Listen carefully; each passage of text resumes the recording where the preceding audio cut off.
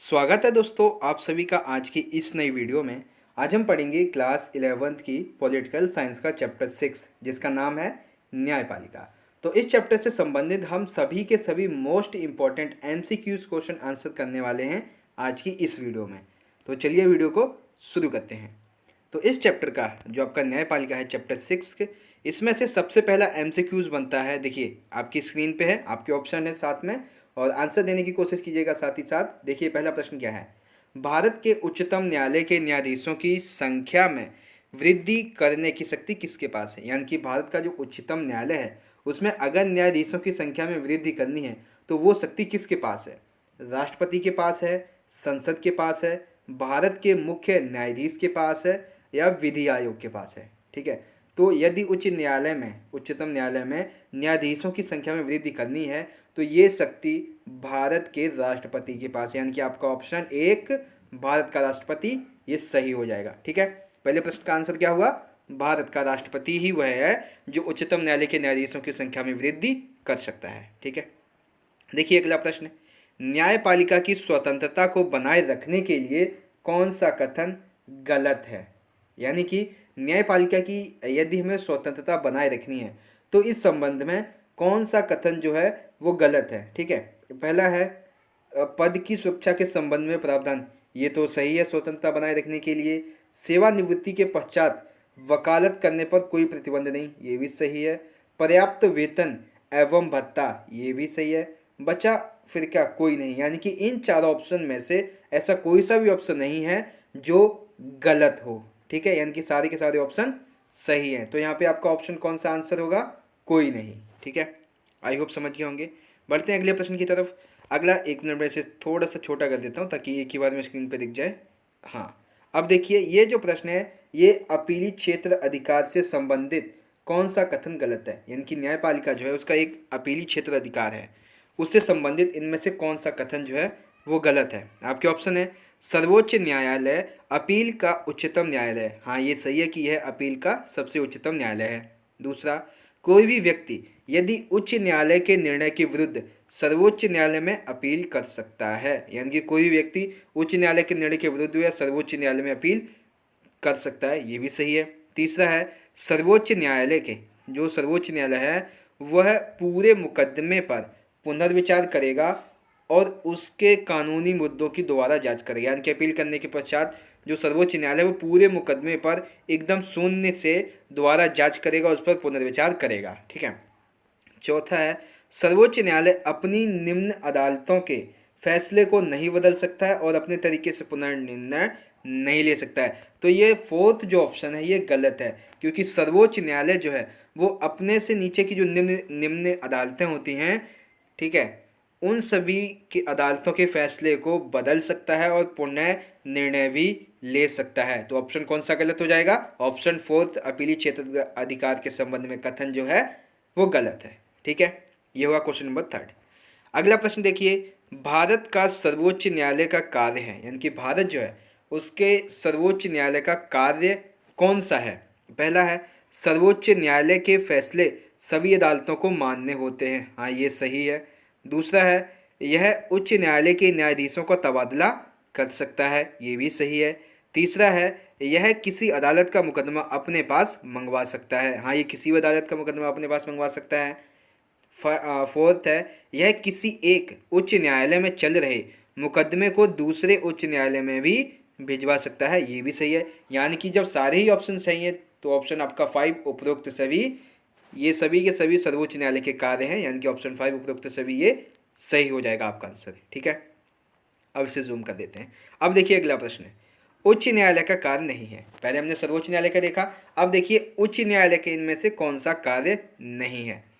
निचली अदालतों के फैसले पर की गई अपील की सुनवाई करता है, हाँ ये सही है। दूसरा है मौलिक अधिकारों को बहाल करने के लिए यह रिट जारी कर सकता है, ये भी सही है। अपने अधीनस्थ अदालतों का पर्यवेक्षण भी कर सकता है और उन पर नियंत्रण भी रखता है, ये भी सही है। बचा फोर्थ, ये किसी अदालत का मुकदमा अपने पास मंगवा सकता है। देखिए हालांकि अदालत का मुकदमा तो अपने पास मंगवा सकता है, लेकिन यहाँ पे क्या दिया गया है, किसी अदालत का। यहाँ पे ये नहीं बताया गया कि अपने से नीची अदालत का, ये सर्वोच्च न्यायालय का जो मुकदमा है उसे अपने में तो नहीं मंगवा सकता है। तो इस रेंज में यानी कि इस संदर्भ में ये जो पॉइंट 4 है आपका, ये किसी भी अदालत का मुकदमा जो अपने पास मंगवा सकता है, ये वाला गलत हो जाएगा, क्योंकि ये अधिकार जो है वो सिर्फ जो सर्वोच्च न्यायालय है उसके पास है। हालांकि है तो इसके पास भी, लेकिन ये सिर्फ अपने से नीचे की मंगवा सकता है। सभी अदालतों में तो ऊपर की अदालत आती है, उससे नहीं मंगवा सकता है ना, तो इसलिए ऑप्शन 4 जो है वो गलत हो जाएगा। ठीक है, अब देखिए अगला प्रश्न है, निम्नलिखित में से कौन सा सर्वोच्च न्यायालय के मूल क्षेत्र अधिकार के अंतर्गत है। यानी कि इनमें से ऐसा कौन सा सर्वोच्च न्यायालय के मूल क्षेत्र अधिकार के अंतर्गत है।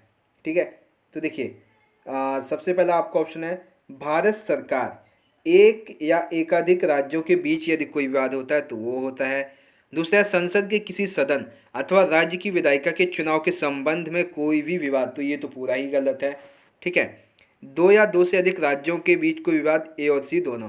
तो इसमें जो ऑप्शन होगा कि सर्वोच्च न्यायालय के मूल क्षेत्र अधिकार के अंतर्गत ए और सी, यानी कि ऑप्शन 4 ए और सी, ये वाला सही हो जाएगा। ठीक है, तो क्वेश्चन नंबर 6 कंप्लीट हुआ। आई होप आप समझ गए होंगे। देखिए अब बढ़ते हैं अगले प्रश्न की तरफ। अगला देखिए, सर्वोच्च न्यायालय का जो न्यायाधीश है, ठीक है, जो सर्वोच्च न्यायालय है उसका न्यायाधीश अपने पद पर कितने वर्ष तक कार्यरत रहता है, या सर्वोच्च न्यायालय के न्यायाधीश की अवकाश प्राप्त करने की आयु क्या होती है। आपके ऑप्शन है 58 वर्ष, 60 वर्ष, 62 वर्ष या 65 वर्ष। तो सर्वोच्च न्यायालय के जो न्यायाधीश है वो अपने पद पर कार्यरत रहता है या न्यायाधीश अवकाश प्राप्त करता है 65 वर्ष की आयु में। कब अवकाश प्राप्त करता है? 65 वर्ष की आयु में, यानी कि रिटायर कब होता है। ठीक है, तो ये हुआ हमारा क्वेश्चन नंबर 7। आई होप आपको अभी तक के सभी प्रश्न समझ में आए होंगे। बढ़ते हैं अगले प्रश्न की तरफ। देखिए अगला प्रश्न क्या है, भारत में न्यायिक पुनरावलोकन का सिद्धांत कहाँ से लिया गया है। यानी कि जो भारत है इसमें न्यायिक पुनरावलोकन का जो सिद्धांत है वो किस देश के संविधान से लिया गया है। फ्रांस के संविधान से लिया गया है, जर्मनी के संविधान से लिया गया है, कनाडा के संविधान से लिया गया है, या संयुक्त राज्य अमेरिका के संविधान से लिया गया है। तो भारत में जो न्यायिक पुनरावलोकन का सिद्धांत है ये संयुक्त राज्य अमेरिका के संविधान से लिया गया है, यानी कि ऑप्शन 4 सही हो जाएगा आपका। कौन सा? संयुक्त राज्य अमेरिका के संविधान से भारत में न्यायिक पुनरावलोकन का सिद्धांत लिया गया है। ठीक है, क्वेश्चन नंबर 8 का ऑप्शन 4 सही है। ठीक है, देखिए अगला प्रश्न क्या है, निम्न में से मौलिक अधिकारों का संरक्षक है, यानी कि निम्नलिखित में से ऐसा कौन सा ऑप्शन है जो मौलिक अधिकारों का संरक्षक है। सर्वोच्च न्यायालय है, संसद है, उच्च न्यायालय है या विधानमंडल है। तो इसमें से देखिए जो संसद है वो तो संशोधन करती है, ठीक है, विधानमंडल का इसमें कोई काम नहीं है, जब सर्वोच्च न्यायालय आ गया है तो इसमें उच्च न्यायालय का कोई काम नहीं है। तो मौलिक अधिकारों का रक्षक बचा एक, कौन? सर्वोच्च न्यायालय। तो निम्नलिखित में से मौलिक अधिकारों का रक्षक कौन होगा? सर्वोच्च न्यायालय, यानी कि ऑप्शन फर्स्ट, सर्वोच्च न्यायालय मौलिक अधिकारों का रक्षक होता है। ठीक है, आयु समझ गए होंगे। चलते अगले प्रश्न की तरफ। अगला प्रश्न देखिए, सर्वोच्च न्यायालय में मुख्य न्यायाधीश सहित न्यायाधीशों की संख्या 31 कब कर दी गई। यानी कि सर्वोच्च न्यायालय जो है इसमें मुख्य न्यायाधीश के सहित जो न्यायाधीश हैं उनकी संख्या 31 कब की गई। आपके ऑप्शन हैं 2008 में, 2004 में, 2006 में या 2001 में। तो देखिए गूगल पे और किताबों में इसका जो आंसर है वो हमेशा अलग अलग दिखाई देता है, लेकिन मोस्टली जगह पे ज़्यादा जहाँ पे देखा गया है वो है 2008। कौन सा आंसर सही है? ऑप्शन फर्स्ट 2008 सही है। ठीक है, अगला प्रश्न देखिए। अगला है, किस अनुच्छेद के अनुसार जो सर्वोच्च न्यायालय का प्रधान कार्यालय, सर्वोच्च न्यायालय का जो मुख्य प्रधान कार्यालय है वो दिल्ली में है। अनुच्छेद 131 के तहत, अनुच्छेद 132 के तहत, अनुच्छेद 133 के तहत या अनुच्छेद 143 के तहत। तो सर्वोच्च न्यायालय का जो प्रधान मुख्यालय है, कार्यालय जो है वो दिल्ली में है। यह अनुच्छेद 131 के वजह से है। ठीक है, तो क्वेश्चन नंबर 11 का कौन सा आंसर सही हो गया? अनुच्छेद 131। तो इस तरह से दोस्तों हमारा आज का ये वीडियो खत्म होता है यहाँ पे। एंड आई होप दोस्तों कि आज की ये वीडियो आपको पसंद आई होगी। इस चैप्टर के सभी MCQ क्वेश्चन आप आंसर जो हैं वो आपको पता चल गए होंगे। तो चलिए दोस्तों हम वीडियो को यहीं पे ख़त्म करते हैं, और आप इस वीडियो को ज़्यादा से ज़्यादा अपने दोस्तों के साथ ज़रूर शेयर कर दीजिएगा, क्योंकि आपको हमारे चैनल पर ऐसे ही और भी most important and interesting videos मिलने वाली हैं बहुत जल्द। ठीक है, तो आई होप दोस्तों वीडियो अच्छी लगी होगी। वीडियो अच्छी लगी तो लाइक करना, शेयर करना अपने सभी दोस्तों के साथ। हम मिलेंगे अगली वीडियो में इसी चैप्टर के सभी इंपॉर्टेंट क्वेश्चन आंसर की वीडियो के साथ। तब तक के लिए आप पढ़ते रहिए, अपना ख्याल रखिए। धन्यवाद। जय हिंद, वंदे मातरम।